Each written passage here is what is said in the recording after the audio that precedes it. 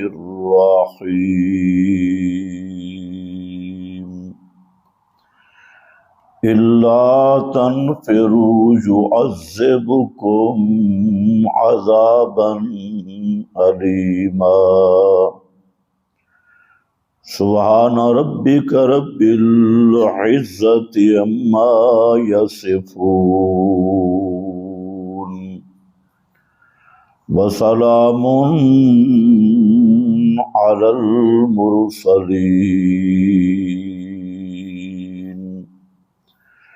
والحمد لله رب العالمين۔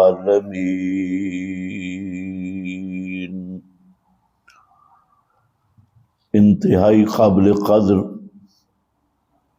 بزرگوں اور بھائیوں، گزشتہ بیان میں آپ حضرات کی خدمت میں نبی مکرم صلی اللہ علیہ وسلم کی مدنی زندگی کے متعلق چند باتیں عرض کی تھیں، جن میں اصل بنیادی عنوان تھا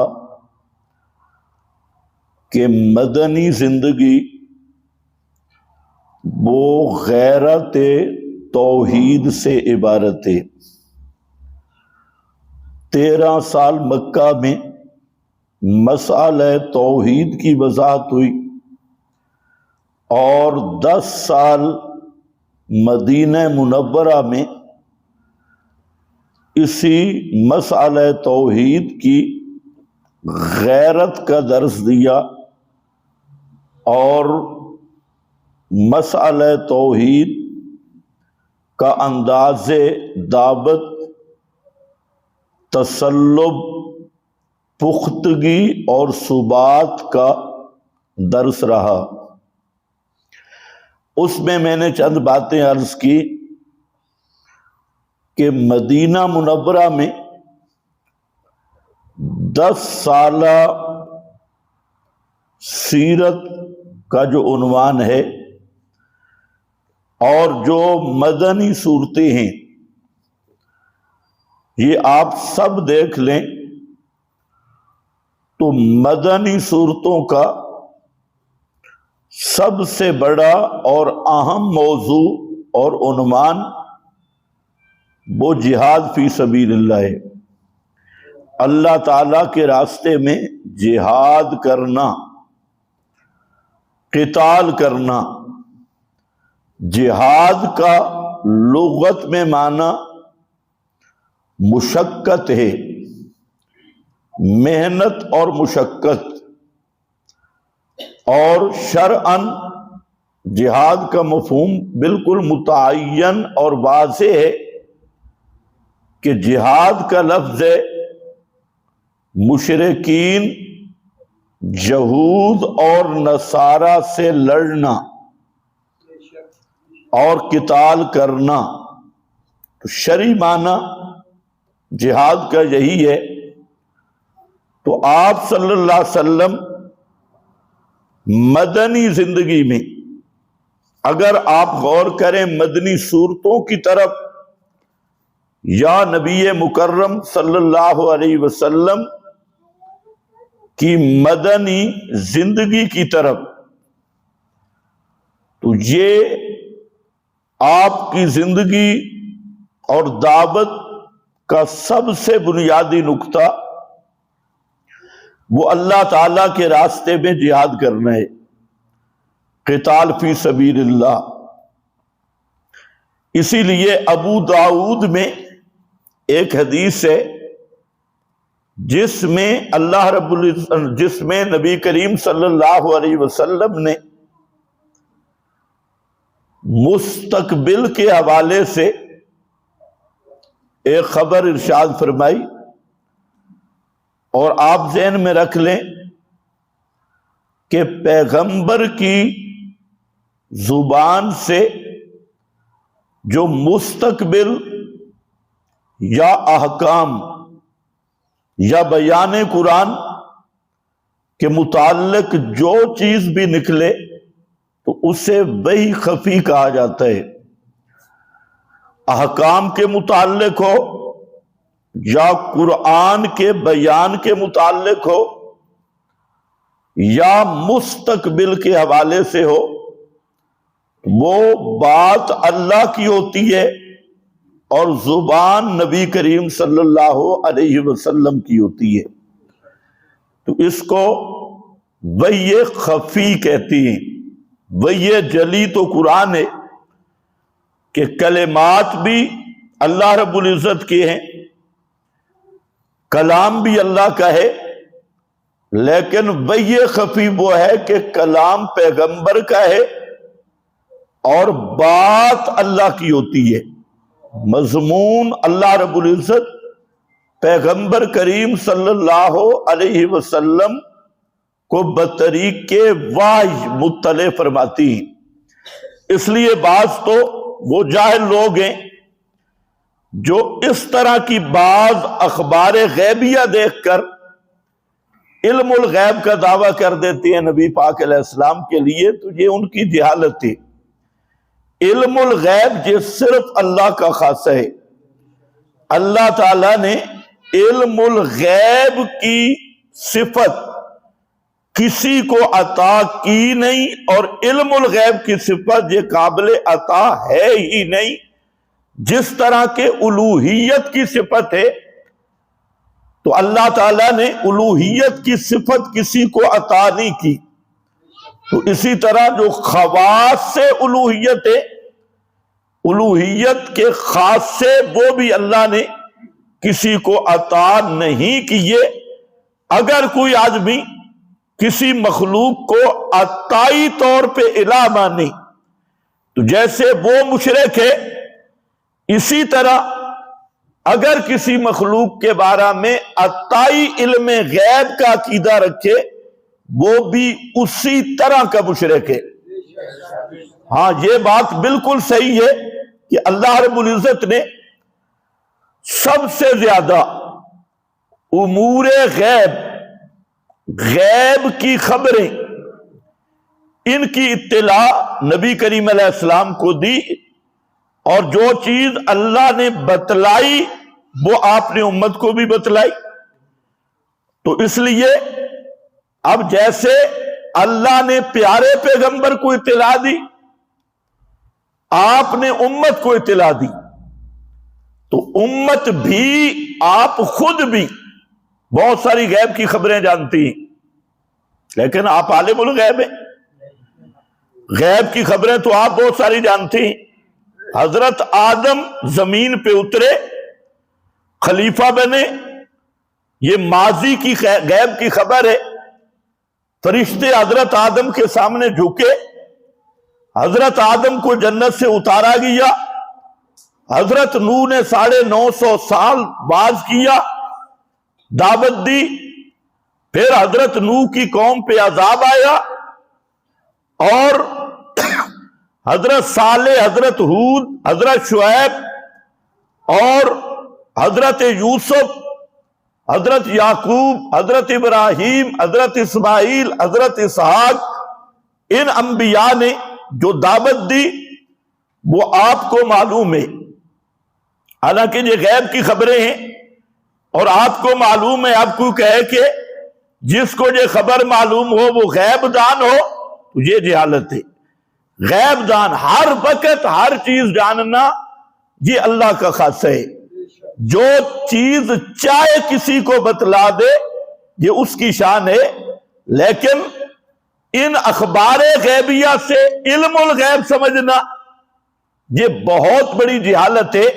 اس لیے میں نے آپ کے سامنے ذکر کیا کہ 3 چیزیں ہیں، ایک ہے احکام، نماز، روزہ، حج، زکوٰۃ، شرعی احکام، حلال حرام، اس کی جو پیغمبر کریم وضاحت کرتے ہیں ایک، اور دوسری چیز قرآن مقدس کی تفسیر اور بیان، اور تیسری چیز اخبار غیبیہ کا بیان، چاہے وہ ماضی کی ہوں، حال کی ہوں یا مستقبل کی ہوں۔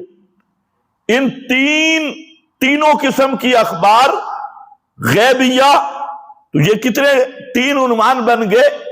تو یہ زبان پیغمبر کی ہوتی ہے، اور پیغمبر کی زبان پہ وہ اصل مضمون اللہ رب العزت کا ہوتا ہے، اور اللہ تعالیٰ کے اطلاع اور القاء سے پیارے پیغمبر بیان کرتی ہیں. آج لوگ اسی دھوکہ میں ہیں، اور اکثر مولوی یہی دھوکہ دیتی ہیں.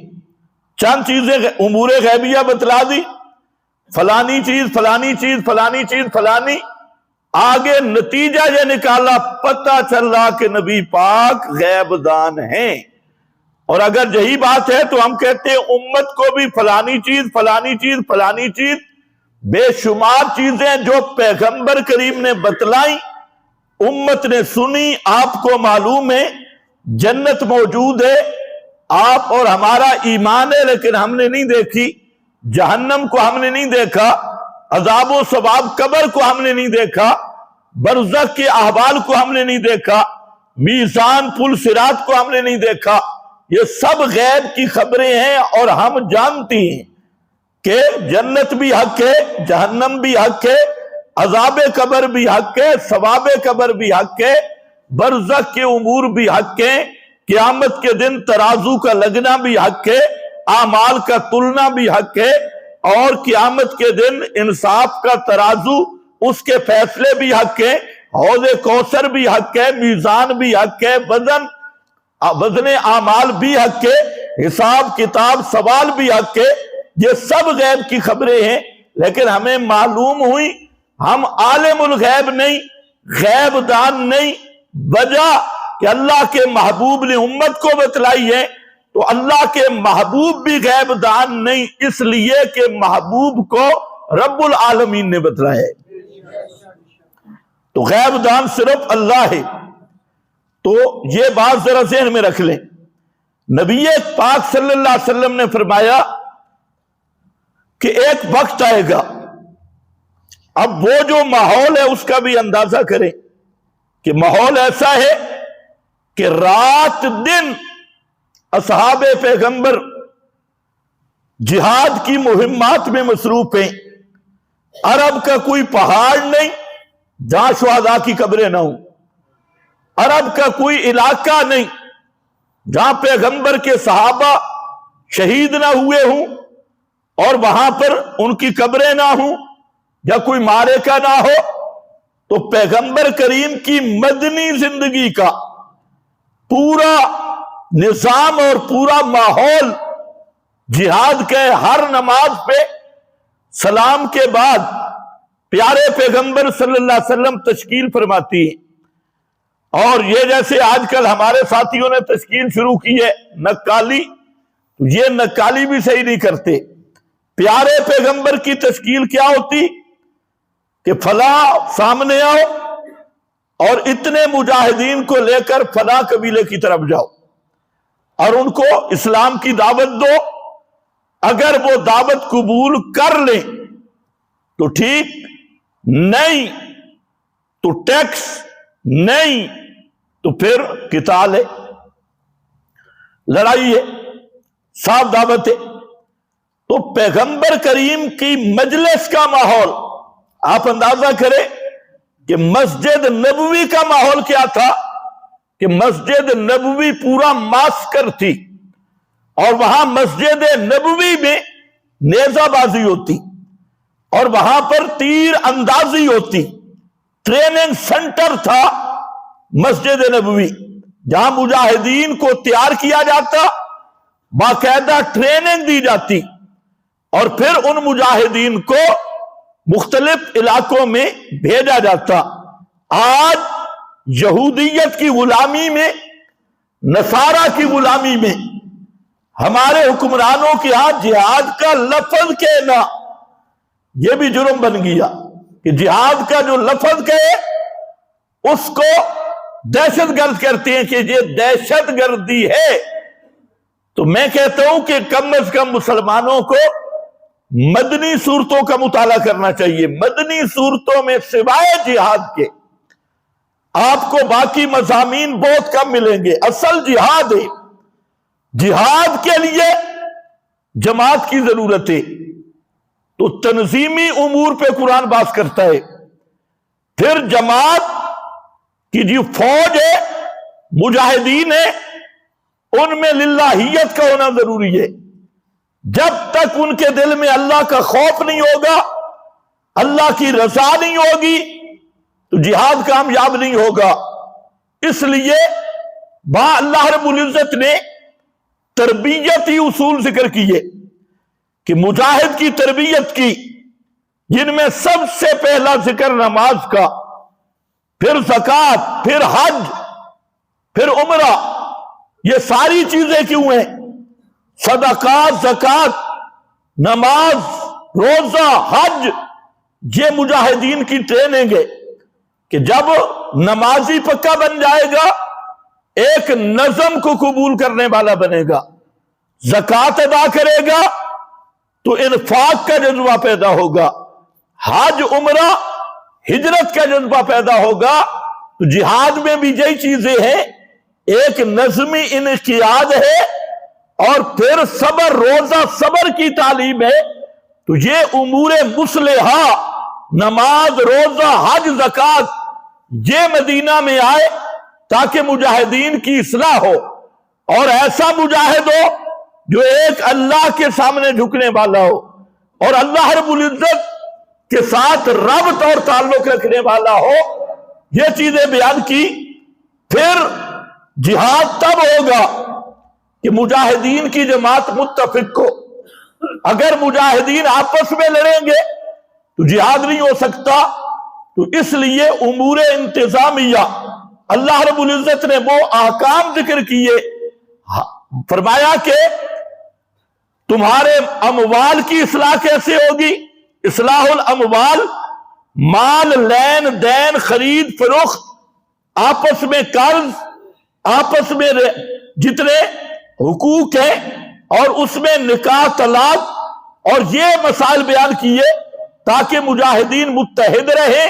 کہیں طلاق ہو تب بھی شرعی حدود کے مطابق، نکاح ہو تب بھی شرعی حدود کے مطابق، اور خریدنا اور بیچنا ہو تب بھی بیع شراء شرعی اصول کے مطابق، اور کہیں اگر جھگڑا بن جائے تو وہاں کا فیصلہ بھی شرعی اصول کے مطابق۔ تو یہ سارے اصول ذکر کیے قرآن مقدس نے، جس کو احکام سلطانیہ بھی کہا جاتا ہے۔ احکام رعیت اور احکام سلطانیہ، حکومت کیسے کرنی ہے، یہ سارے اصول قرآن مقدس نے بیان کیے۔ لیکن کیے کیوں؟ کہ جہاد کرنا ہوگا۔ اور پھر تمام ائمہ متفق ہیں، یہ بات ذہن میں رکھنا، حنابلہ ہوں، شوافی، احناف، سب متفق ہیں کہ جہاد دو قسم پر ہے۔ ایک جہاد فرض کفایہ ہے، اور جہاد فرض کفایہ وہ ائمہ مسلمین اور امیر المومنین، اس پر وہ جہاد فرض ہے کہ فرض علی الکفایہ وہ اقدامی جہاد ہے کہ سال میں 2 مرتبہ امیر المومنین کفار کی سرزمین پر مجاہدین کا لشکر بھیجے گا۔ اسلامی حکومت ہو تو 2 مرتبہ کفار کی سرزمین پر امیر المومنین کم از کم 2 مرتبہ اقدامی جہاد کے لیے، ان کو دعوت کے لیے، اور اسلام کی سطوت اور غلبہ کے لیے 2 مرتبہ، یہ جہاد فرض علی الکفایہ ہے۔ دوسرا جہاد فرض عین ہے، اور اس کی 2 صورتیں ہیں۔ ایک صورت یہ ہے کہ مسلمانوں کے کسی علاقہ پر کوئی کفار حملہ کر دیں، مسلمانوں کی سرزمین پر کافر اگر حملہ کر دے تو اردا گرد کے لوگوں پر جو وہاں پہنچ سکتے ہیں یا کسی طریقے ان کے پاس وسائل ہیں، تو ان پر جہاد فرض علی العین ہو جاتا ہے۔ ہر بالغ مکلف پر جہاد کرنا فرض ہو جاتا ہے۔ اور دوسری صورت ہے کہ اگر مسلمانوں کا کوئی آدمی کافر قیدی بنا لے اور اسے اسیر بنا لے تو اس کو چھڑانا بھی سب مسلمانوں پہ فرض ہو جاتا ہے۔ آج تو میرا خیال ہے مسئلہ بھی معلوم نہیں، سب مسلمانوں پہ فرض۔ یہ دو صورتیں ہیں کہ جہاد فرض عین بن جاتا ہے۔ آج آپ دیکھ لیں امت کی بربادی اور ذلت کی وجہ یہ ہے کہ سب سے پہلے جہاد کا تصور ہی نکال دیا گیا۔ جہاد کی بجائے تمہیں کرکٹ دے دی گئی، کھیلوں میں الجھایا گیا، فحاشی بے حیائی عریانی میں پھنسایا گیا، اور خلافت، اسلامی خلافت کے مقابلہ میں تمہیں جمہوریت جیسی لونڈی دے دی گئی، اور اسے میک اپ کرا کے جمہوریت۔ آج دیکھ لیں جمہوریت نے جو انڈے دیے، ان انڈوں میں سے پھر بچے نکلے، کوئی گنجا کوئی ننگا، اور سارے چور، سب ڈاکو، سب ملک کو لوٹنے والے، سب آئین پاکستان کے غدار، اور پاکستان کے غدار، پاکستان کے لٹیرے اور ڈاکو، یہ جمہوریت کے انڈوں کے بچے ہیں۔ اور اگر یہ جمہوریت رہے گی تو اس طرح اور بھی گندے انڈے وہ دے گی، اور یہ گندے بچے برآمد ہوں گے، چاہے وہ داڑھی والے ہوں یا بغیر داڑھی والے، یہ سب جمہوریت کے گندے انڈوں کی نسل ہے۔ اور یہ بھی یہودیت نے تم پہ مسلط کی کہ خلافت کا تصور ہی ختم ہو جائے، اور مسلمانوں میں حکمرانی کا تصور وہ ہو جو یہودیت کا تصور ہے، اور جو دنیا کے طاغوت کا تصور ہے۔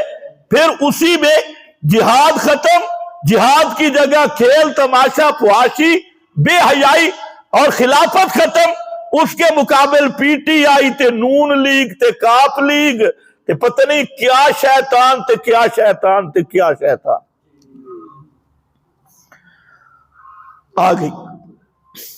اب تو جہاد کا لفظ بولنا مشکل ہے۔ ہم ممبر پہ جب لفظ بولتے ہیں پورا ہفتہ فون آتے ہیں، جی مولوی صاحب تھوڑا نرم ہاتھ رکھو، نرم ہاتھ رکھو، سختی نہ کرو۔ اسلام امن کا سبق دیتا ہے، سلامتی کا سبق دیتا ہے۔ میں نے کہا بے ایمانو، بدر میں اسلام نہیں تھا، احد میں اسلام نہیں تھا، پیغمبر کریم صلی اللہ علیہ وسلم تم بڑے امن کے دائی بن گئے، احد، بدر، احزاب، حنین، حتیٰ کہ اسلام شروع بدر سے لے کے قسطنطنیہ تک صحابہ آئے، ترکی تک آئے، کابل تک آئے۔ افغانستان کے کابل کا تذکرہ ابو داؤد شریف میں موجود ہے۔ بخارا، روس تک صحابہ پہنچے، افریقہ تک پہنچے، اسپین تک پہنچے، سندھ تک پہنچے۔ وہ کس سبق کے ساتھ آئے تھے؟ کیا یہ سارا اسلام نہیں تھا؟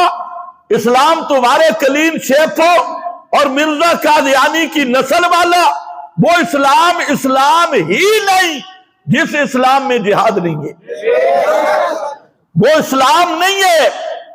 اسلام امن کا دائی ہے، اس میں کوئی شک نہیں، لیکن امن ہوتا تب ہے جب بدماش کی بدماشی کو توڑا جائے، جب کافر کی سرکشی جب تک ختم نہ ہو دنیا پہ امن قائم ہی نہیں ہو سکتا۔ تو خیر، وہ جو حدیث ہے وہ بڑی عجیب ہے۔ پیارے پیغمبر صلی اللہ علیہ وسلم نے فرمایا ایک وقت آئے گا اور تم لوگ اپنی معیشت میں لگے ہوگے، معیشت سنوارنے میں۔ پوری حدیث کا خلاصہ بیان کر رہا ہوں۔ تم اپنی معیشت روٹی پانی میں لگے ہوگے، کھیتی باڑی میں، دکانوں میں، کاروبار میں، ملازمتوں میں، اور اپنے اپنے پیٹ پوجا میں لگے ہوگے۔ وَتَرَكْتُمُ الْجِهَادَ، اور جہاد کو تم بالکل ترک کر دو گے۔ تَرَكْتُمُ الْجِهَادَ، جہاد کو چھوڑ دو گے۔ فرمایا اس وقت اللہ تم پہ ایسی ذلت مسلط کرے گا اور ایسا عذاب نازل کرے گا کہ تم اس طرح ذلیل ہو جاؤ گے کہ تمہارا حال پوچھنے والا بھی کوئی نہیں ہوگا، تمہارا حال تک کوئی نہیں پوچھے گا۔ اس طرح تم ذلیل اور خوار ہو جاؤ گے۔ کس وجہ سے؟ جہاد کو ترک کرنے کی وجہ سے۔ ترکتم الجہاد وجہ بیان کی، حتیٰ ترجعوا الی دینکم، حتیٰ کہ تم اپنے دین کی طرف لوٹو۔ دین سے مراد یہاں جہاد ہے۔ جب تک جہاد کی طرف رجوع نہیں کرو گے دنیا میں ذلیل ہو کے رہ جاؤ گے اور خوار ہو کے رہ جاؤ گے۔ اب ذرا آپ اندازہ کریں کہ آج وہی وقت ہے یا نہیں؟ آج بالکل وہی وقت ہے کہ امت مسلمہ یہ سو رہی ہے اور یہ اپنی معیشت سنوارنے میں لگے ہیں، اپنی ہر ملکی سطح پہ بھی معیشت کی وجہ سے ڈرے ہیں اور انفرادی سطح پہ بھی اپنے اپنے کاموں میں اور جہاد کو چھوڑ دیا، تو اللہ نے ایسی ذلت مسلط کی جس کا دنیا میں تصور بھی نہیں۔ آپ اندازہ کریں بے غیرت سے بے غیرت قوم، وہ کون ہے؟ خنزیر کھانے والی، سب سے بے غیرت، جن کو اپنی ماں بیٹی کی پہچان بھی نہیں، گندگی کھانے والی قوم اور خنزیر کا گوشت کھانے والی قوم، حرام خور قوم، ان میں احساس ہے لیکن مسلم میں احساس نہیں ہے۔ ان کو ایک دوسرے کا پھر بھی احساس ہے، وہ ایک دوسرے کا کندھا بن رہے ہیں، لیکن یہ کلمہ پڑھنے والے، ان پہ ایسی خدا کی ناراضگی ہوئی اور ایسے یہ ذلیل ہو گئے کہ ان میں احساس ختم ہو گیا کہ وہاں اسرائیل کو بچانے کے لیے امریکہ تو پہنچ آیا، برطانیہ پہنچ آیا، فرانس پہنچ آیا، ان کے باری بیڑے پہنچ آئے، ان کے بارود ٹنوں بارود پہنچ آئے، ان کی افواج پہنچ آئی، لیکن آج تم کلمہ پڑھنے والے جو امت محمد کہلواتے ہو، حالانکہ یہ امت محمد کہلوانا ان حکمرانوں کے لیے، یہ امت کے لیے ذلت اور باعث آر ہے۔ یہ ایسے بے غیرت بن گئے کہ ان کے اندر نہ انسانیت رہی، نہ اسلام رہا، نہ ایمان کی حرارت رہی۔ اصل میں یہ ایسے بے غیرت بنے کہ ان کا مشبہ بھی ہی تلاش کرنا بھی مشکل ہے۔ اور یہ حقیقت بات ہے، کافر کافر کا احساس کر رہا ہے اور مسلمان کو مسلمان کا احساس نہیں۔ فرمایا جہاد چھوڑ بیٹھو گے، اور یاد رکھو یہاں جو میں نے آیت پڑھی، اس آیت میں اللہ رب العزت نے ایک عجیب تنبیہ فرمائی، اور اس کو ذرا سنو کہ ایسے بچ نہیں سکیں گے۔ بچنے والا اب کام ختم ہو گیا کہ تم بیٹھے رہو گے اور بچ جاؤ گے، بالکل نہیں۔ اللہ تعالیٰ نے یہاں ذکر کیا کہ جو قوم جہاد نہیں کرتی، جہاد کو چھوڑ دیتی ہے، اور جو قوم جہاد کرتی ہے، دونوں کا فرق اللہ رب العزت نے قرآن مقدس کی پوری مدنی صورتوں میں ذکر کیا، اور پہلے فرمایا ان اللہ اشتری من المؤمنین، اللہ نے مومنوں سے خرید لیا۔ اشتری من المؤمنین، اہل ایمان سے خریدا کیا چیز؟ انفسہم و اموالہم، ان کی جانیں اور ان کے مال، کس کے بدلہ میں؟ بِأَنَّ لَهُمُ الْجَنَّةِ، جنت کے بدلے میں۔ اب ذرا ہم اور آپ سوچیں کہ ہم نے بھی یہ سودا کیا؟ اللہ نے مومنوں سے سودا کیا ہے، اور سودا کیا؟ انفسہم و اموالہم بِأَنَّ لَهُمُ الْجَنَّةِ، کہ ان کے لیے جنت ہے۔ یا اللہ کیسے ملے گی جنت؟ چلہ لگانے سے؟ آج تو سستی ہو گئی ہے نا۔ چلہ 4 مہینے لگانے سے، نفلیں پڑھنے سے، صدقات سے، حج عمروں سے، ذکر کرنے سے کس سے جنت ملے گی؟ یہ کون سا سودا ہے؟ فرمایا یقاتلون فی سبیل اللہ، یہ جو سودا ہوا یہ نفلوں پر سودا نہیں ہوا، یہ ایک ایک بالشت کے مسواک پہ سودا نہیں ہوا، یہ عطر کی خوشبوؤں پہ سودا نہیں ہوا، یہ سودا ہوا ہے یقاتلون فی سبیل اللہ فیقتلون ویقتلون، فیقتلون ویقتلون، قتل ہو جاتی ہیں اور قتل کرتی ہیں اور کبھی قتل ہو جاتی ہیں۔ وعدن علیہ حقا فی التوراۃ والانجیل والقرآن، اللہ نے تینوں کتابوں میں، تورات، انجیل اور قرآن میں، یہ وعدہ کیا کہ مومن کی جان اور مال وہ میرے رستے میں جہاد کے لیے وقت ہوگا، جہاد کرنا ہوگا۔ اور اللہ نے کیا دیا؟ بِأَنَّ لَهُمُ الْجَنَّةَ، اللہ نے ان کو جنت کے ساتھ سودا کیا۔ اب اسی آیت کو آپ دیکھیں، فرمایا کہ وَمَنْ أَوْفَى بِعَهْدِهِ مِنَ اللَّهِ فَاسْتَبْشِرُوا بِبَيْعِكُمْ، جس آدمی نے یہ عہد پورا کیا تو پھر اللہ سے جو سودا کیے اس پہ خوش ہو جاؤ۔ بات ہے سمجھنے والی۔ اور وَذَلِكَ هُوَ الْفَوْزُ الْعَظِيمُ، یہی بڑی کامیابی، یہی اصل کامیابی ہے۔ تو اب ہم نے سوچنا ہے کہ ہم نے بھی یہ وعدہ کیا یا مشکل ہے؟ آج کا مسلمان اس کا وعدہ ہے یا صرف اس کے لیے فضائل ہیں؟ اب یہ آیت آپ نے سنی تو بہت ہوگی، ان اللہ اشتری من المؤمنین، وعد بھی بیان کرتی ہیں، لیکن اگلا جملہ نہیں سنا۔ وہ وعدہ کیا، سودا کیا؟ یقاتلون فی سبیل اللہ، اللہ کی راہ میں جہاد کرتی ہے، قتال کرتی ہے۔ اور اسی طریقہ سے قرآن مقدس میں جہاں بھی اہل ایمان کے اوصاف ذکر کیے گئے تو وہاں جہاد کو ذکر کیا گیا۔ فرمایا یا ایھا الذین آمنوا، اے ایمان والو، لا تتخذوا آباءکم واخوانکم اولیاء، یہ ہے نا غیرت۔ اے ایمان والو، اپنے باپوں کو اور اپنے بھائیوں کو اپنا دوست مت بناؤ۔ باقی پیچھے رہ گئے۔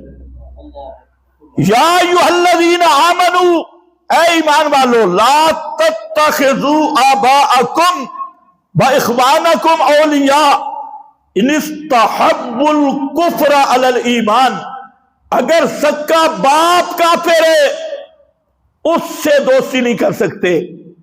اپنے بیٹے بھائی وہ کفر پہ ہیں تو ان کے ساتھ تم دوستی نہیں رکھ سکتے۔ گویا قرآن نے حد کر دی کہ باپ ہو، بیٹا ہو، بھائی ہو، اگر وہ کفر پہ ہے تو ان کے ساتھ تم پیار نہیں کر سکتے، ان کے ساتھ دوستیاں نہیں ہو سکتی، وہ تمہارے نہیں۔ اور وَمَن يَتَوَلَّهُم مِّنكُمْ فَأُولَئِكَ هُمُ الظَّالِمُونَ، جو ان کے ساتھ دوستی کا تعلق رکھے گا تو یہی لوگ ہیں پکے ظالم، یہی لوگ ظالم ہیں۔ اب آپ اندازہ کریں، باقی تو پیچھے رہ گئے۔ گزشتہ جمعہ میں نے کہا تھا لا تتخذوا اليہود والنصارى اولیاء، دو وجہ بیان کی، ایک تمہارے دین کے دشمن، اور فرمایا عدوی وعدوکم، وہ میرے بھی دشمن ہیں تمہارے بھی دشمن ہیں، ان کے ساتھ دوستی نہ رکھنا، وہ تمہارے دشمن ہیں اگرچہ باپ ہی کیوں نہ ہو۔ اب ہم اپنے حکمرانوں کو کیسے یہ آیت سنائیں کہ انہوں نے جو بائیڈن کو دادا بنایا ہوا ہے اور یہ جتنے کفار اور طاغوت کے عابد ہیں اور پجاری ہیں ان کو انہوں نے اپنا باپ اور دادا بنایا ہوا ہے۔ یہاں تو قرآن کہتے ہیں سکا باپ بھی ہو، سکا بھائی بھی ہو، اس کی پرواہ نہیں کرنی ایمان کے مقابلہ میں، ان کی پرواہ نہیں کرنی، ان کا لحاظ نہیں کرنا ایمان کے مقابلہ میں۔ آگے ذرا دیکھنا، قل ان کان آباؤکم وابناؤکم व इख्वानुकुम व अज़वाजुकुम व अशीरतुकुम व अमवालुन इक्तरफ्तुमूहा व तिजारतुन तख्शौना कसादहा व मसाकिनु तरज़ौनहा अहब्बा इलैकुम मिनल्लाहि व रसूलिही व जिहादिन फी सबीलिही फतरब्बसू हत्ता यातियल्लाहु बिअम्रिही। फरमाया ईमान वालों गौर से सुनो,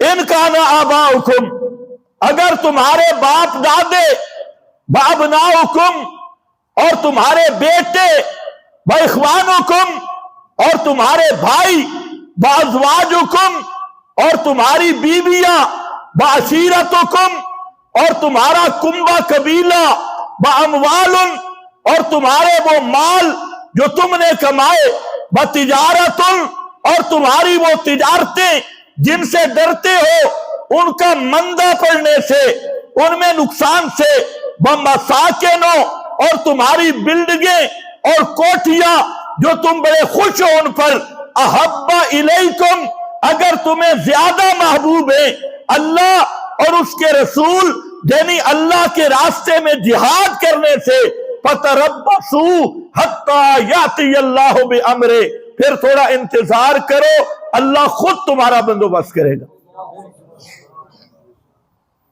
कोई चीज पीछे रह गई? अगर अपने बाप बेटों की वजह से, भाई बीवियां, कबीला, माल, तिजारत, मईशत, इसकी वजह से तुम जिहाद नहीं करते, तो फिर तरब्बसू हत्ता यातियल्लाहु बिअम्रिही, फिर देखना अल्लाह तुम्हारे साथ क्या करता है। तो आज ये जो वईद है ये आप देख लेना, 57 इस्लामी मुल्क हैं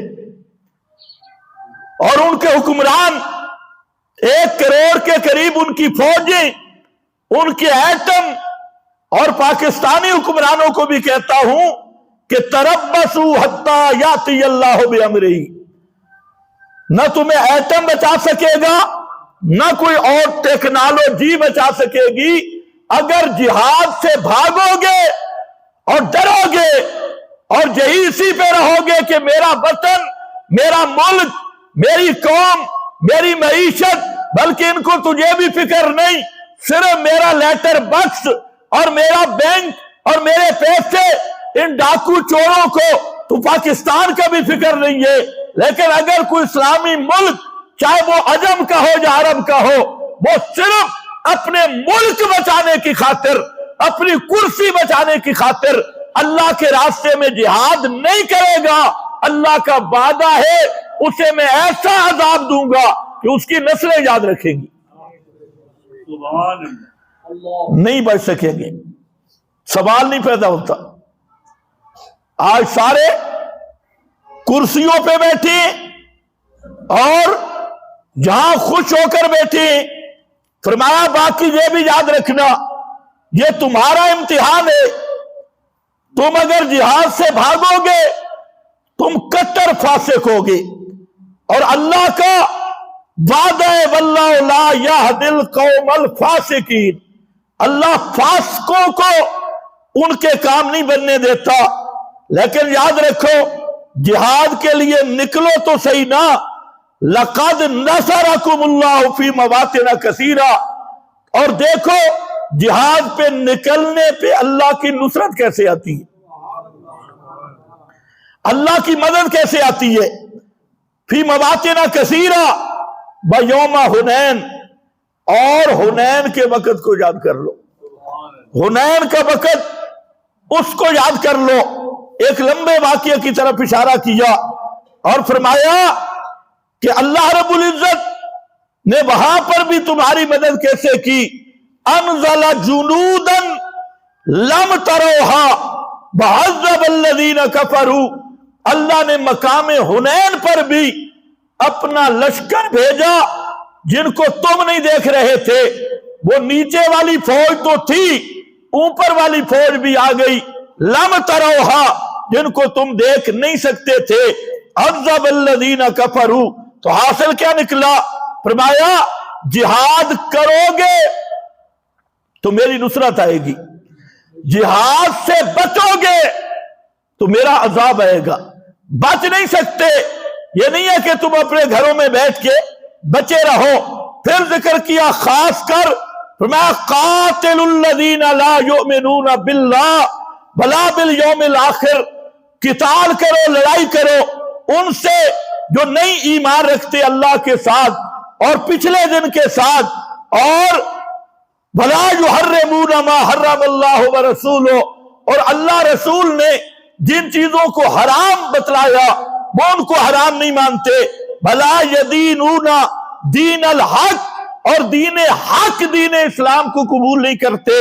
من الذین اوتوا الکتاب، من الذین اوتوا الکتاب، چاہے یہودی نصرانی ہوں، حتی یعطوا الجزیۃ عن ید وہم صاغرون، حتیٰ کہ اپنے ہاتھ سے وہ جزیہ اور ٹیکس دیں اس حالت میں کہ وہ ذلیل ہونے والے ہو۔ خاص کر یہود کا ذکر کیا، قاتلوا الذین لا یؤمنون باللہ ولا بالیوم الآخر۔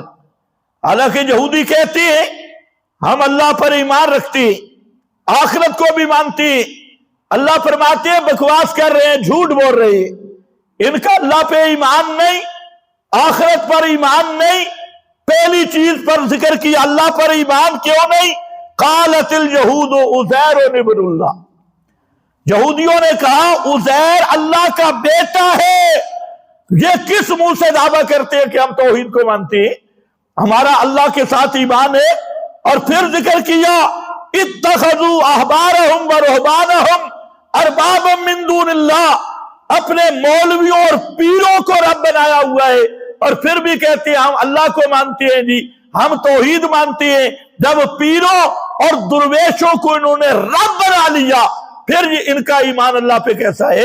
اس لیے قاتلو، ان سے قتال کرو، یہ کٹر مشرک اور بے دین ہے۔ یہ قرآن ہے، یہ تو چند ایتا آئیاں نے، آگے کام چلا تھے، بہت آگے چلا جائے گا۔ فرمایا اے یا ایھا الذین آمنو، اے ایمان والو، دیکھو ہر جگہ پہ ایمان والو، یا ایھا الذین آمنو ما لکم اذا قیل لکم انفروا فی سبیل اللہ اثاقلتم الی الارض۔ فرمایا اے ایمان والو، کیا ہو گیا تمہیں؟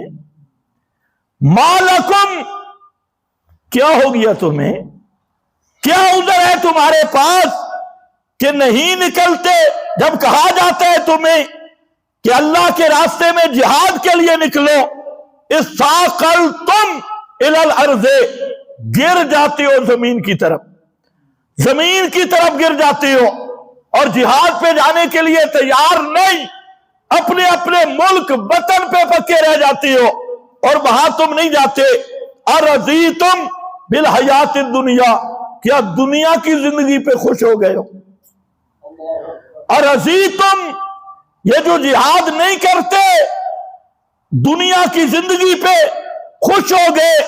ارضیتم بالحیات الدنیا من الآخرہ، آخرت کے بدلہ میں دنیا کو ترجیح دی ہے۔ فما متاع الحیات الدنیا فی الآخرہ الا قلیل، فرمایا او کملے ہو، آخرت کے مقابلے میں دنیا کی حیثیت کیا ہے؟ اتنا بھی نہیں سمجھتے، ادھر ہی گرے ہو۔ آگے ذرا دیکھنا، الا تنفروا يعذبكم عذابا علیما، اگر تم اللہ کے راستے میں جہاد نہیں کرو گے، يعذبكم عذابا علیما، اللہ تمہیں بہت بڑا دردناک عذاب دے گا، عذاب سے بچ نہیں سکتے۔ آج یہی وجہ ہے کہ جب سے اس امت نے جہاد کو چھوڑا، ایک دوسرے کے تماشائی بن گئے۔ افغانستان میں طاغوت اور ابلیس کے درندوں نے جو مسلمانوں پہ ظلم کیا، لاکھوں کو آگ اور آگ میں، بارود میں ان کو تڑپا دیا، بچوں کو، عورتوں کو آسمان سے کئی ٹن آگ برسائی گئی، اور یہ مسلمان، وہ یہاں کا بے غیرت جنرل، وہ کہہ رہا تھا پہلے وطن ہے، پہلے ملک ہے اور بعد میں اسلام ہے۔ اب ایسا مرتد اور زندیق وہ پرویز مشرف اور یہ سارے اسلامی ملک تماشائی بنے رہے۔ عراق کو انہوں نے تباہ کیا، مسلمان دیکھتے رہ گئے۔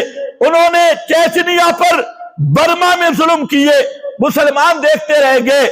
ہندوستان، انڈیا نے مسلمانوں پہ ظلم کیے، یہ بے حس رہ گئے۔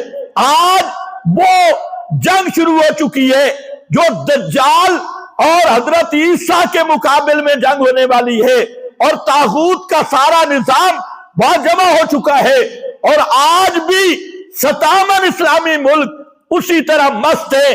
تو قرآن مقدس کی یہ آیت بتا رہی ہے یعذبکم عذابا علیما، اس کا عمل تو شروع ہو چکا ہے۔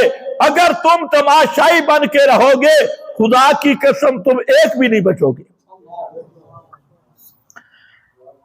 یہ مت سمجھو فلسطین میں کھیل ختم ہو جائے گی، سوال بھی نہیں، یہ تمہارا ٹیسٹ ہے، اور صرف ٹیسٹنگ۔ کل اسرائیل کے اس دجالی گروہ کے صدر نے ایک اعلان کر دیا اپنی فوج میں، اس نے کہا یہ ہماری کتابوں میں جو حضرت یسوع کی پیشین گوئی ہے، ہم اس بنیاد پہ لڑائی کر رہے ہیں۔ اور حضرت یسوع کی پیشین گوئی وہ کیا تھی کہ ایک اللہ تعالیٰ نبی لائے گا، نبی برپا کرے گا، اور ان پورے علاقوں میں اس کی حکومت ہوگی۔ اس کو وہ سمجھتے ہیں دجال۔ یہودیوں نے اس کا انتباہ جہاد پہ کیا اور دجال پہ کیا، اور انہوں نے کہا ہمارا مسیح آ رہا ہے، اور وہ مسیح کیا ہے؟ دجال۔ اور امریکہ کے صدر نے، اس نے بھی کھل کے کہا 2 دن پہلے تقریر میں کہہ دیا کہ ہمارا مقصد نیو ورلڈ آرڈر ہے، اور نیو ورلڈ آرڈر کیا ہے؟ دجال کی عالمی حکومت، کہ پوری دنیا پہ دجال حکومت کرے گا۔ لیکن کوئی بھی مسلمانوں میں غیرت والا نہیں کہ تمہارے دجال کو ہم نے قتل کرنا ہے۔ اب وہ اپنی پیشین گوئیوں کے مطابق انہوں نے وہ لال بچڑے بھی تلاش کر لیے، لال گائے کی قربانی وہ بھی لے لی۔ تو میں حیران ہوں کہ حالانکہ یہ جو اسرائیلی یہودی ہے، یہ اصل وہ یہود ہیں بھی نہیں، نام کے یہودی ہے، سیہونی اور نام کے یہودی، لیکن اس کے باوجود یہ یہود کا طبقہ اپنے مذہب کی پیشین گوئیوں پہ کتنا پکا ہے، اور مسلمان اپنے قرآن کو دیکھنے کے لیے بھی تیار نہیں۔ اور یہ مت سمجھو کہ یہ کسی علاقے کی لڑائی ہے، یہ جو جنگ شروع ہوئی یہ خالصتاً مذہب کی جنگ شروع ہو گئی، اور انہوں نے مذہبی جنگ سمجھ کے شروع کیا، اور مسلمانوں کو دنیا سے مٹانے کے لیے انہوں نے شروع کیا۔ اس لیے یہ فلسطین تک کا پروگرام نہیں، انہوں نے مکہ مدینہ بھی جانا ہے، انہوں نے ایران، مصر اور یہ جتنا نیو ورلڈ آرڈر ہے اور گریٹر اسرائیل ہے، وہ سارے نظام قائم کرنے کے لیے دنیا کی ساری فوجیں اور سارا اسلحہ بارود وہاں جمع ہو رہا ہے۔ لیکن یاد رکھو یہ آپ کا امتحان ہے۔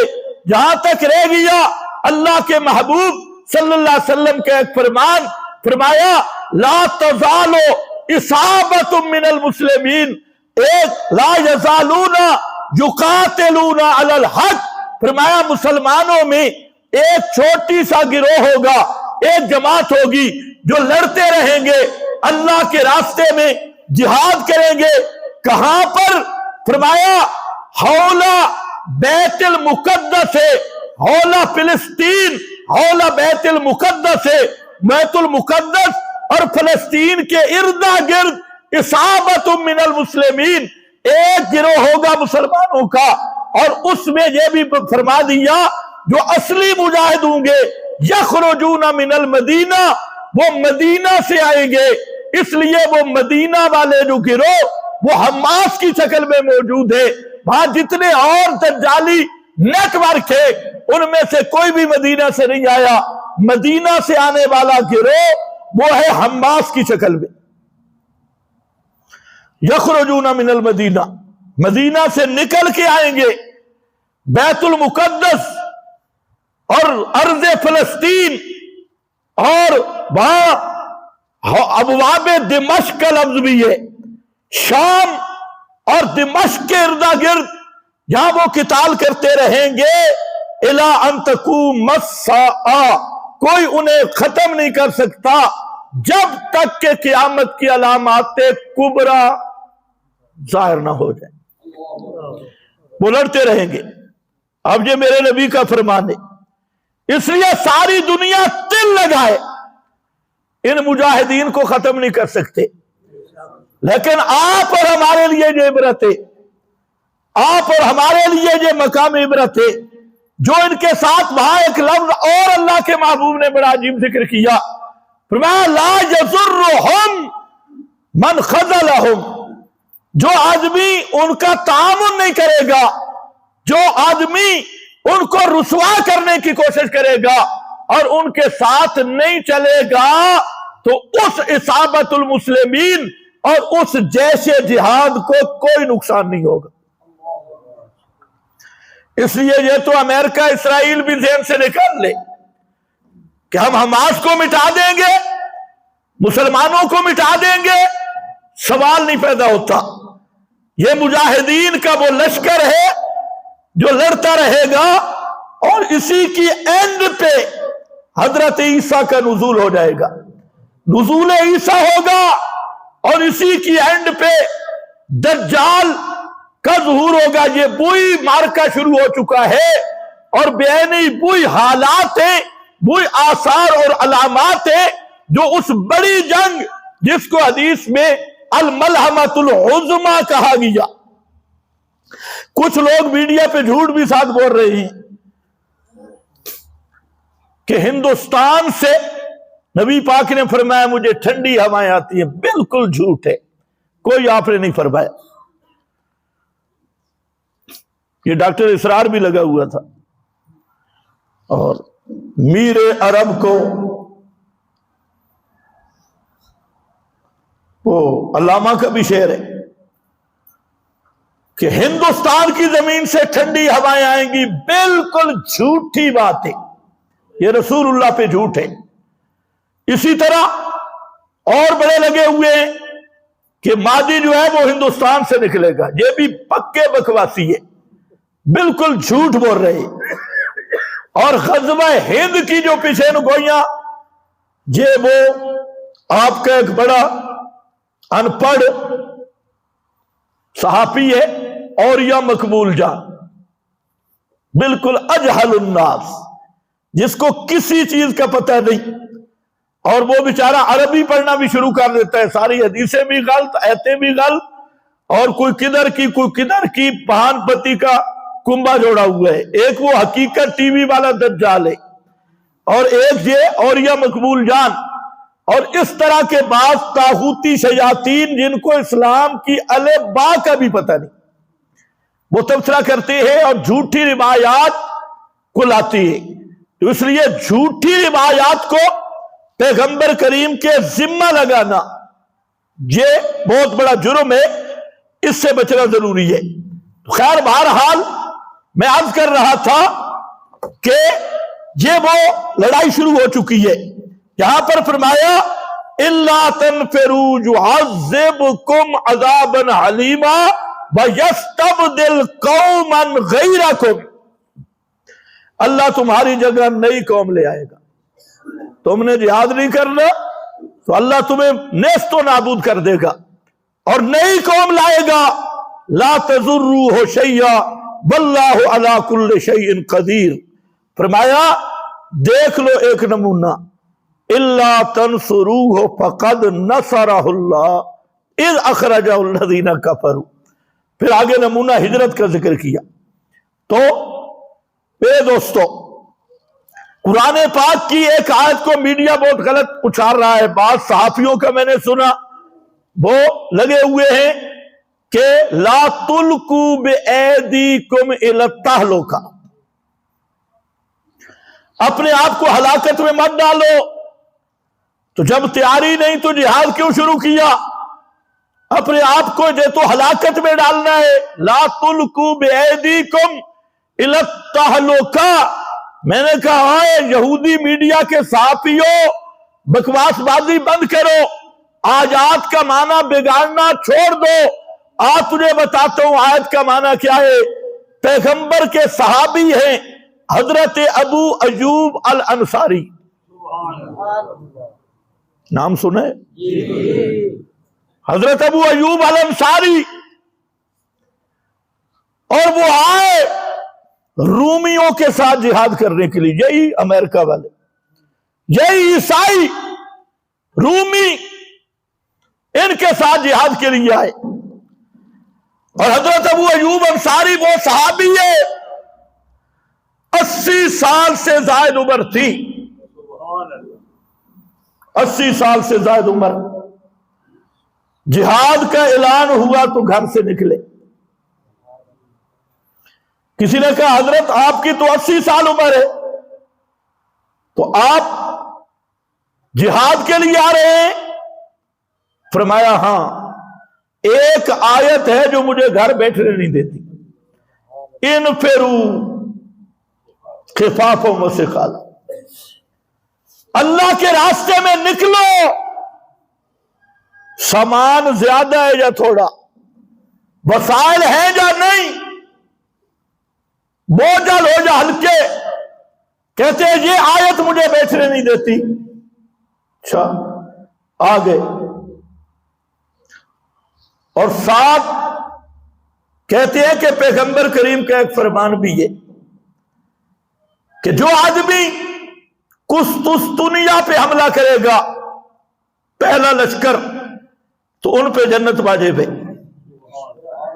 اچھا یہ بات ذہن میں رکھو، صحابی سارے جنتی ہیں، لیکن اس بشارت سے انہیں دھوکہ نہیں لگا. آج کل تو کیا کہتے ہیں جی، مواحد ہے، نہ نماز نہ روزہ نہ حج نہ زکات، کہ جی توحیدی ہے. 2 روپے کی بات، یہ توحیدی بنا ہوا ہے. نمازیں ہیں ہی توحیدیوں کے لیے، یہ احکام ہیں ہی مواحدوں کے لیے، مشرکوں کے لیے ہے ہی نہیں. لیکن صحابہ وہ ہیں جنہیں جنت کی بشارتیں بھی پکی مل چکی ہے، لیکن پھر بھی جنت کے حصول کے لیے دوڑ رہے. تو حضرت ابو ایوب انصاری نے کہا میں جہاد کروں گا. آگے یہ آپ کو کوئی مولوی نہیں بتائے گا کہاں آئے، کیونکہ اگر یہ بتا دیا جائے تو کام بڑا گڑبڑ ہو. ترکی آئے، ترکی، استنبول، اب اس کا نام ہے استنبول. اس وقت نام تھا قسطنطنیہ.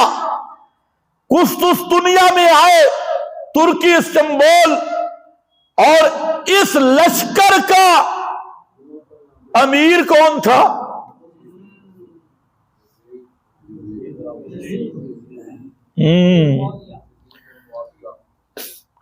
پچھلے دنوں میں ڈاکٹر طاہر القادری نے بڑا چیلنج کیا تھا.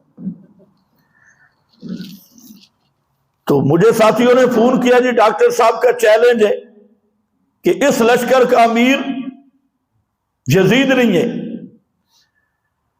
میں نے کہا آپ ڈاکٹر صاحب سے طے کر لیں، اگر یزید نکل آیا تو پھر.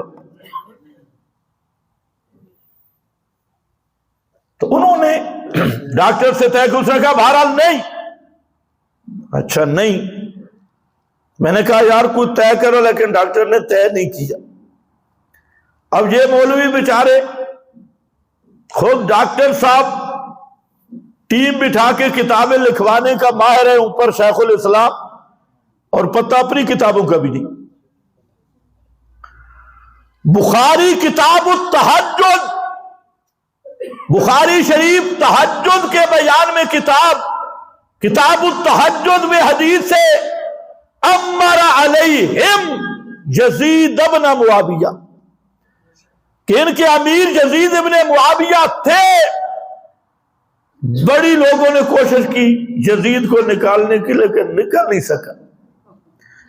تو میں کہتا ہوں باقی تو یزید کی بات سے سائڈ پہ کر لو، خدا کی قسم تمہارے 57 ملک کے حکمرانوں سے یزید لاکھ درجے بہتر تھا۔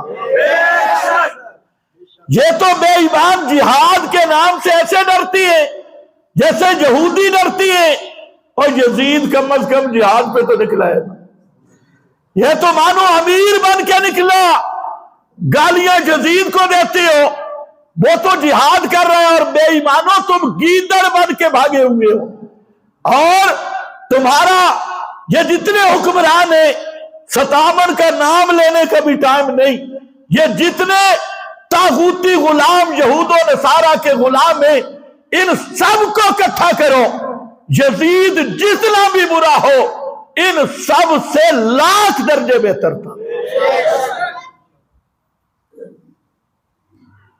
اپنی حالت ان کی دیکھو، حضرت ابو ایوب انصاری اسی لشکر میں گئے،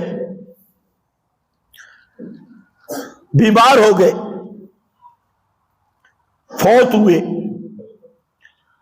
فوت ہونے لگے تو فرمایا جتنا آگے جا سکتے ہو مجھے آگے جا کے دفن کر، تاکہ قیامت کے دن وہاں سے اٹھو۔ دفن کر دیے گئے۔ عیسیٰ ذرا غور سے جملہ سننا، ایک دو جملوں پہ بات ختم کرتا ہوں۔ تو عیسائیوں نے منصوبہ بنایا اور انہوں نے اعلان کیا کہ ہم ابو ایوب کی قبر اکھیڑیں گے، مسلمانوں کو تکلیف دینے کے لیے۔ اب ذرا آج کے دور اور اس دور کا فرق دیکھیں۔ آج تو ساری مسجدیں ویران کر دی گئی، 27-28 مسجدیں فلسطین میں وہ بالکل مٹی اور راکھ کا ڈھیر بن گئی، کسی مسلمان کو کوئی ہوش نہیں۔ تو جب عیسائیوں نے کہا حضرت ابو ایوب انصاری کی قبر اکھیڑ کے بے حرمتی کریں گے، یزید نے وہاں کھڑے ہو کے اعلان کیا، یزید نے کہا عیسائیوں خبردار، یہ میرے نبی کا صحابی ہے، اور اس کی قبر کے قریب بھی آئے تو پورے بلاد اسلام میں تمہارا ایک عبادت خانہ بھی محفوظ نہیں رہے گا، ذرا قبر کے قریب آ کے دیکھو۔ تو میں نے کہا یار یزید کو گالیاں نکالتے ہو رات دن، وہ بھی تمہاری طرح بے غیرت نہیں تھا کہ آج 7,000 سے زیادہ 7-8 ہزار بچے خواتین ان کے ٹکڑے کر دیے گئے، ان کو شہید کر دیا گیا۔ 20واں روز شروع ہو چکا، 21واں، اور پھر ان کا پانی بند، ہسپتالوں میں ایندھن بند، سب کچھ ختم کر دیا۔ 19,000 سے زیادہ زخمی وہ ہسپتالوں میں تڑپ رہے، اور پانی تک بند، کھانا بند، سب کچھ بند کر دیا۔ لیکن تم کیا، ہم مذمت کرتی ہیں۔ مذمت کیا ہوتی ہے؟ ہم برداشت نہیں کریں گے، اور بغیر تو کب نہیں کرو گے برداشت؟ 20-21 دن ہو گئے، ترکی کا سلطان بھی بیان دے رہا ہے، عرب کا شہزادہ بھی بیان دے رہا ہے، اور تمہاروں کو تو ٹائم بھی نہیں بیان دینے کا۔ یہ تو ان کی خبریں سنو، میڈیا پہ نواز شریف آ رہا ہے تو عمران خان جا رہا ہے، کرکٹ فلانی جگہ پہ کھیل رہے ہیں۔ آپ اندازہ کریں ان یہودی غلاموں کا اور اپنے میڈیا کا کہ ان بے غیرتوں کو تو صحیح خبر دینے کا طریقہ بھی نہیں۔ نواز شریف کے کیس چل رہے ہیں، اور یہ بھی ایک یہودیانہ سازش تھی۔ ادھر جب جنگ شروع ہوئی تو انٹرنیشنل ڈاکو کو لایا گیا۔ اب تم اسی پہ الجھے رہو گے، کرکٹ پہ، اور آگے تمہارا الیکشن ہونے والا ہے۔ تم بڑے مصروف لوگ ہو، الیکشن کی پرچیوں پہ الجھے رہو گے، اور ادھر جو کچھ ہو رہا ہے اس کے بعد پھر تمہارے نمبر بھی لگنے والا ہے۔ دے لو پرچیاں اور کر لو جو کچھ کرنا ہے۔ تو ان بے غیرتوں کو حیا نہیں آئی، اور انسانی حقوق والی تنظیمیں उनको भी देख लो, हुकूक निस्वा वाली तंजीमें, ये तुम्हारे लिए इबरत का मकाम है कि तुमने तरीके और तहजीब मोहम्मद को छोड़कर उस अंग्रेज के काले करतूतों को अपनी तहजीब समझ लिया। तो उनका भी अब चेहरा देखो, वो तुम्हारे कितने खैर खाए। सिर्फ चीखने से बात नहीं चलेगी, वो ईरान है, इधर रोजाना धमकियां मीडिया पे, और कल उसका वजीर खारजा अमेरिका सजदा के लिए पहुंच गया, उधर सजदा कर रहा है बेईमान, और इधर इनको कहते हैं मैं तेरे साथ हूं, मैं यूं कर दूंगा, कुछ भी नहीं करेगा। ये यहूदी गद्दारों का ये भी टोला है। तो इस्लामी जो मुसलमान हुक्मरान है उनसे भी हमारी गुजारिश, और मुसलमान खुसूसन अपने मुल्क के आर्मी चीफ से भी हमारी गुजारिश है कि आप मेहरबानी करें।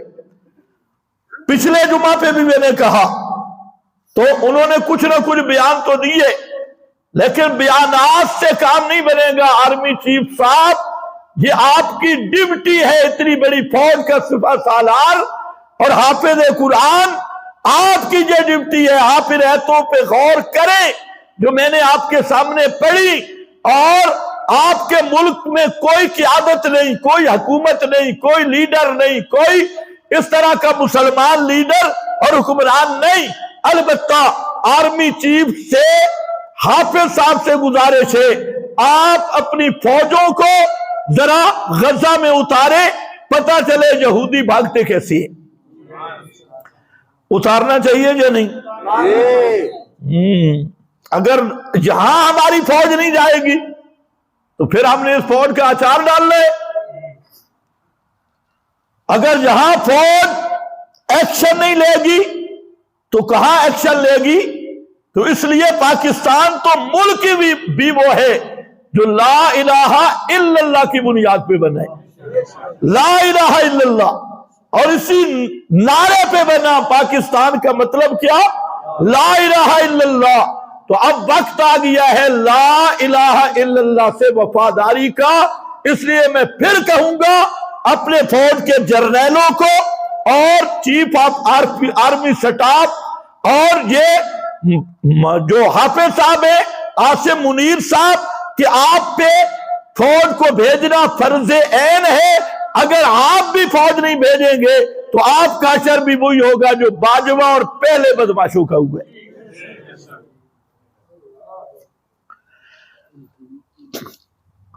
यजीद ने जब ऐलान किया, आज तक हजरत अबू अयूब अंसारी की कब्र वहां मौजूद, किसी में जुर्रत नहीं हुई।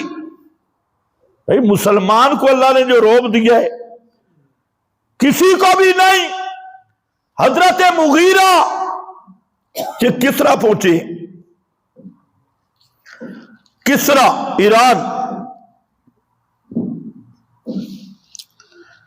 ईरान के किसरा के सिपा सालार ने पूछा हजरत मुगीरा से कि तुम क्यों आए हो, क्या चाहती हो? हजरत मुगीरा का लफ्ज सुनना, फरमाया कि इन्ना नबियना अमरना, हमारे नबी का हमें हुक्म है, पैगंबर ने हमें हुक्म दिया किस चीज का? अन्नुकातिलकुम हत्ता तअबुदुल्लाह वहदा। हमें पैगंबर ने हुक्म दिया कि अन्नुकातिलकुम, कि हम तुमसे लड़ें। कब तक? हत्ता तअबुदुल्लाह वहदहू, जहां तक के तुम सिर्फ अल्लाह की तौहीद को न मान लो। ताबुदुल्लाह वादा, मन्नत मनोती, नजर नियाज, सोरो पुकार, वादहू, सिर्फ रब्बुल आलमीन की समी बसीर अलीम माफौकल असबाब। जब तक सिर्फ रब को नहीं समझते हम तुमसे लड़ते रहेंगे। आगे से सिपा सालार मुस्कुराया, हमेशा काफिर में घुमंड रहा, और कहा कि तुम क्या लड़ोगे? फरमाया कोई मसला नहीं, हमारे नबी पे जो किताब आई उसकी बात भी सुन ले। मन कोतेला मिन्ना सारा इलल जन्ना, फरमाया सुन, जो हम में से कत्ल होगा वो सीधा जन्नत में जाएगा। मन कोतेला मिन्ना सारा इलल जन्ना, वो जन्नत में चला जाएगा। वह मम बकिया मिन्ना, और जो हम में से बच गया, कत्ल न हुआ, मलककुम रिकाबकुम, उसका डंडा तेरी गर्दना तेरा सी, वो तुम्हारी गर्दनों का मालिक रहेगा, वो तुम पे हुकूमत करेगा। ये भी हमारा माजी था। जो जिंदा रहा वो तुम्हारा बादशाह बन के रहेगा, और तुम्हारी गर्दनें उन पर उसका डंडा होगा, और जो हम में से शहीद होगी या सारा इलल जन्ना, वो जन्नत में पहुंच जाएगा।